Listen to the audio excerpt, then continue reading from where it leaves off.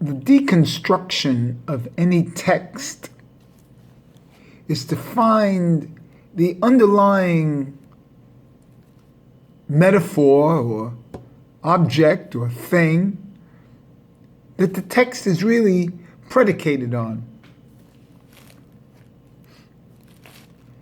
In other words, the writing of it is actually a cover or a attempt at explaining the underlying meaning.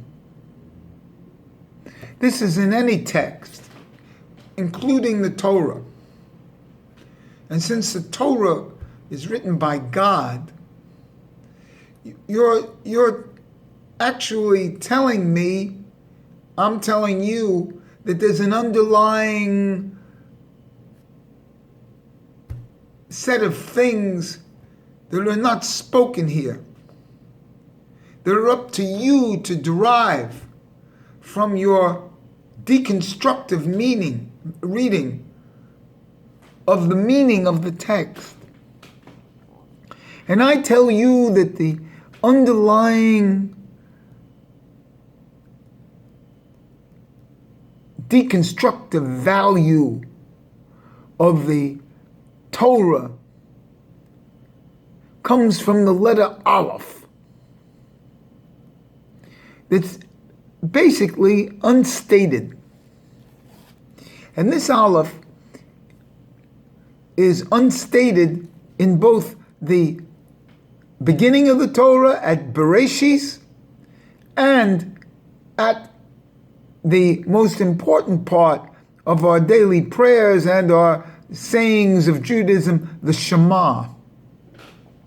Let me explain how I've derived this.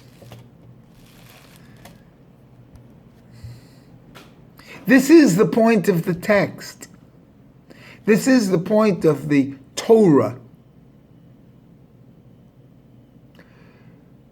When you think of it, in my explanation yesterday, to a person named Rachel, by the way, whose gematria of the name comes out to be 1,000, when done a certain way, which is a Aleph. This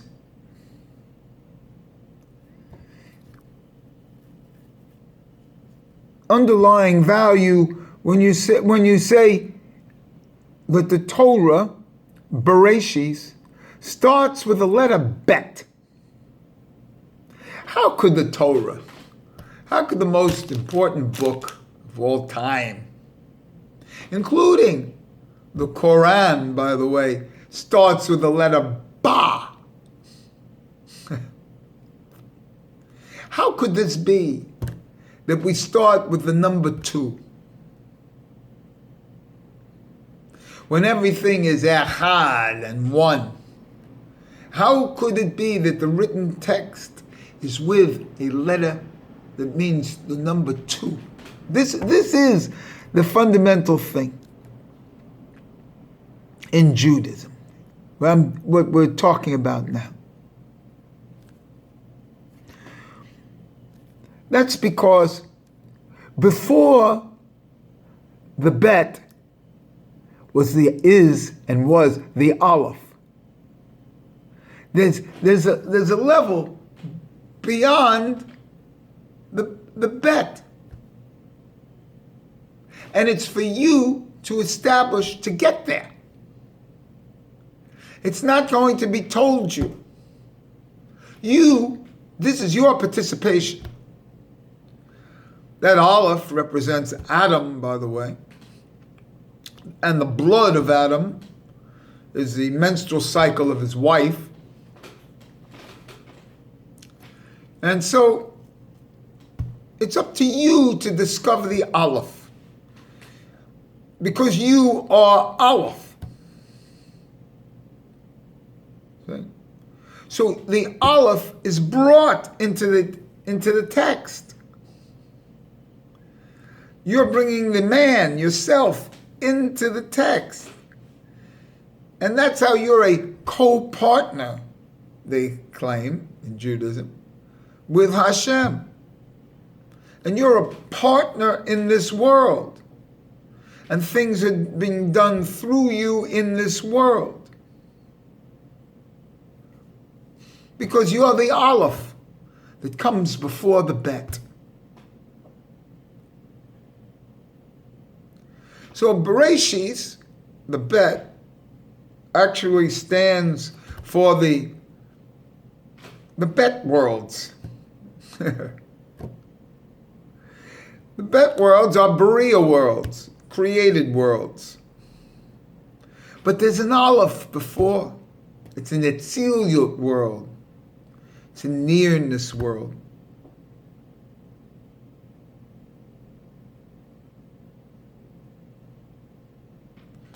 And that Aleph is the surrounding lights. That's on the outside. Well, of course it's the outside. It's outside of the Bet. So when they say, oh, the Torah starts with an Aleph, with a Bet, it doesn't. It starts with you. The Torah starts with you. Not the letter U. It starts with the letter Aleph, which is you. See? And you are bringing your analytical skills to it. And you're supposed to bring these. This is the whole thing, the deconstructive reading, the meaning of the text. The Torah is what you say it is. I used to do this in poetry. I've said this before, where I used to be able to tell you what was in the thoughts of the writer while he was doing the poem. And this is the great secret. That is the deconstructive approach, where you bring the reader, me, you, into the text. Theoretically, in a certain sense, that's oral Torah. That's the point of the Talmud. That's the point of the Mishnah. But that's a further story. So there's an Aleph in front of the Bet in Bereshit. And how do we have a proof of this in the development of Judaism so far, the 6,000 years? When we do the Shema, which is the secret of the prayers, see, we put an Aleph, we close our eyes, and we put an Aleph in front of our eyes. Close our eyes and then put a hand in front of like to close the eyes, but what's in front of those eyes, what the shape of that hand is in an Aleph. So we have an Aleph in front of the Shema that begins with a Shin. Now, strangely enough, this Shin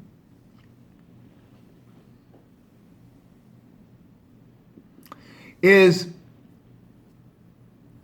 an atbash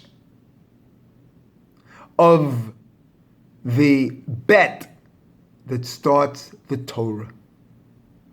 And atbash, by the way, is in the Berea world. It's like Bina as a transformation. And the Shema comes from Bina and the ear and the Shema to listen. And so there's a transformation of the original bet that starts the Torah, also in Bria world. It's a transformation by Atbash into a Shin. It starts the Shema.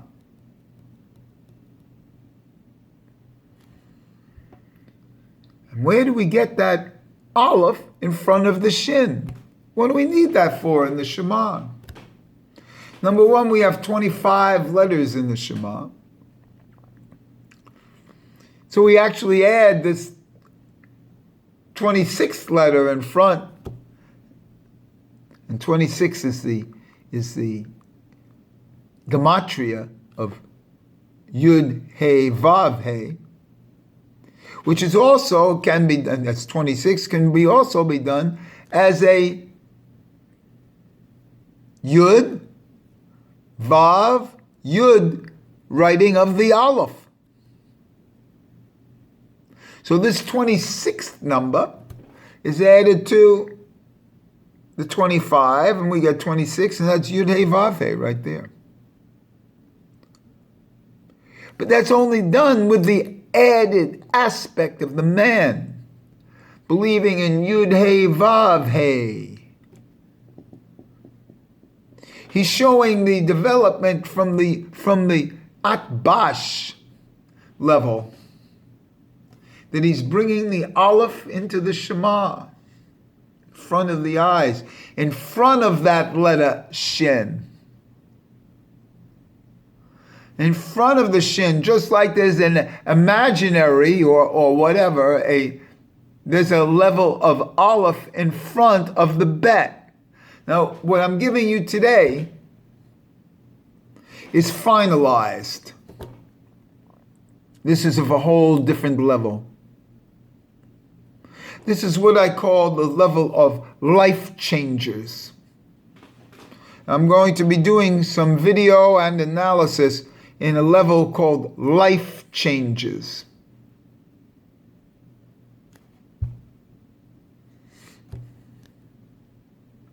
And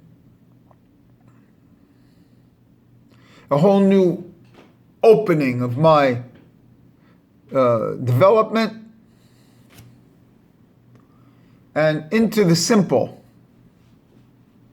Now this Aleph that's in front of the bet, and the Aleph, it's the same Aleph now that's in front of the bet, which isn't written. It's materialized through the body and put in front of the Shema, which is the Shin of the Atbash from the bet. They're of course they're related. They are.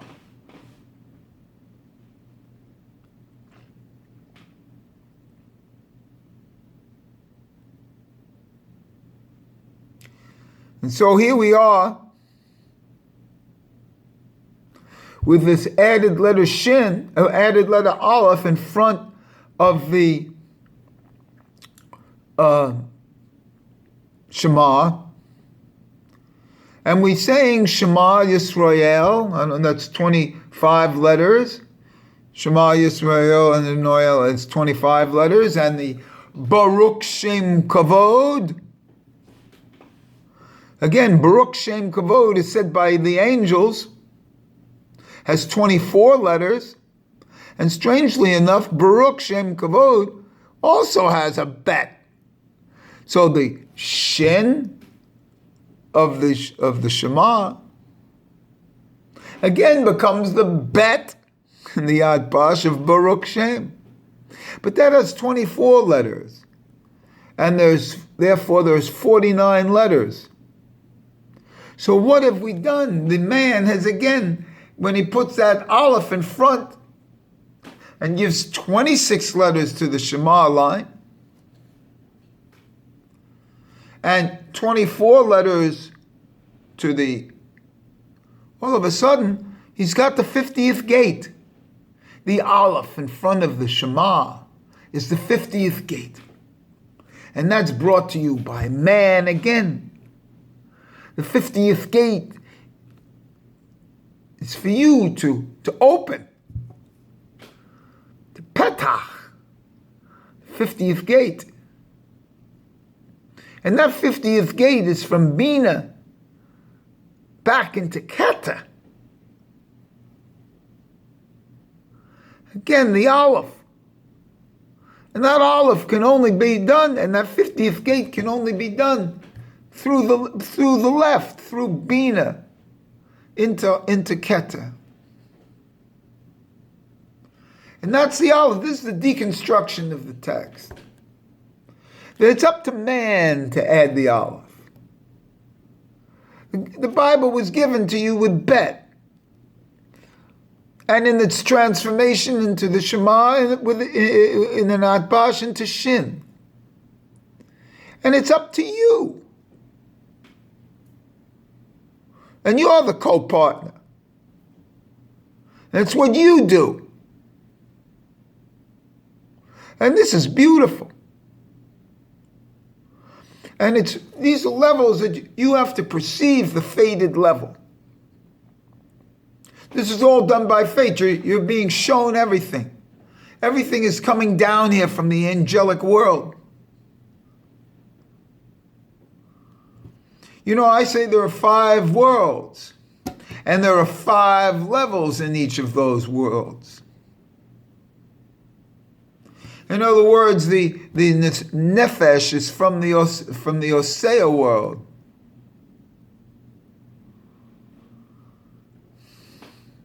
So there are 5 worlds and 5 levels of souls. 5 times 5 is 25. Just so happens to be the number of letters in the Shema.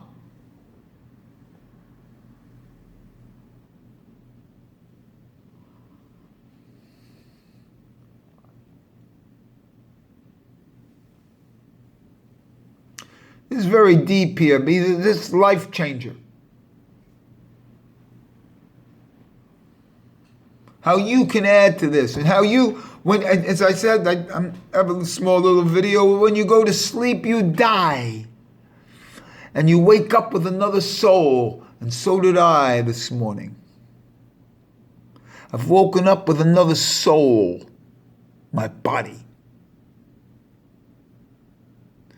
Who and what I was yesterday is gone. It died in the evening Shema and the sleep. And I get a new soul from another world and another level, appropriate to my development and what I've done up until now. And my effort, my co-partnership.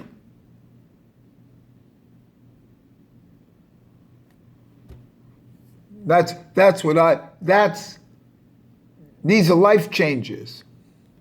Because when you go to sleep, you wake up dependent on what you did before. There's the same thing with death. When you go to sleep and you actually do die, where you go is where you go dependent on what you did here.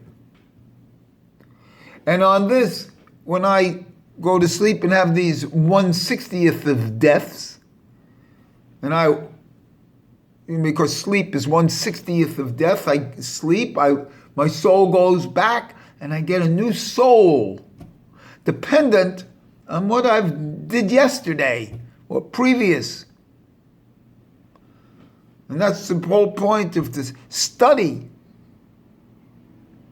Because when you study, then you develop the ability to deconstruct, to add yourself, to add the Aleph before the Bet, and to see it's actually to perceive the Aleph before the Bet, and that is the physical Aleph before the closed eyes in the Shema.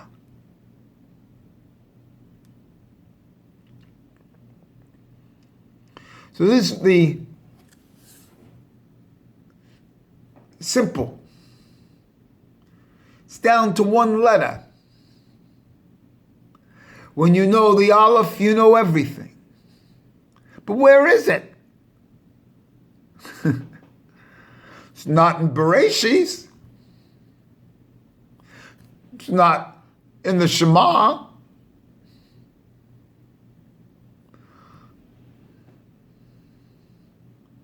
It's not one of the large letters of the Shema. It actually is by being an aid, a witness, ayin dalet. You're the witness. You are the witness. The Aleph.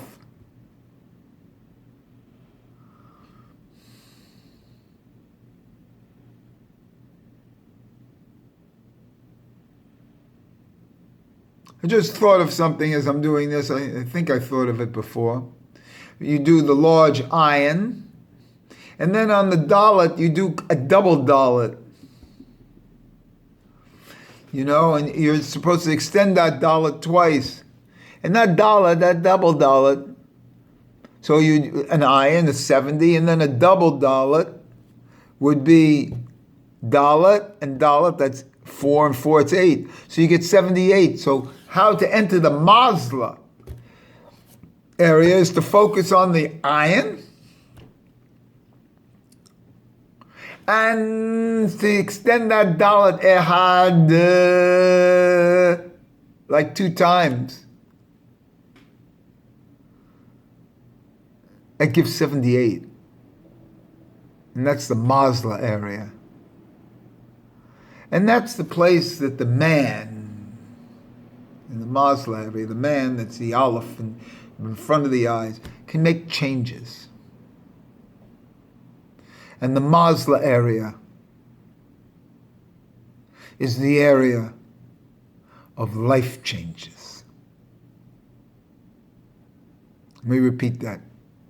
The mazla area is the area of life changes, where you can reach up and pull down another thread. These hoots, these threads that come out of the kav. It comes out after the zimzum. And you pick a thread. And you'll pick the thread. These are life changes. It's like picking another hair.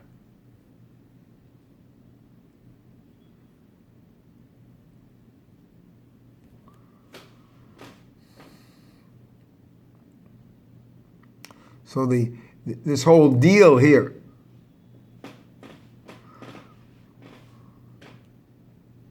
is to get you to read the text, deconstruct, and I'm giving you what I feel is the deconstruction of the text of the Torah and of our prayer system, our development of prayer to tefillah. And it has to do again with the Aleph. And this Aleph appears in the word Ein Sof as the first letter.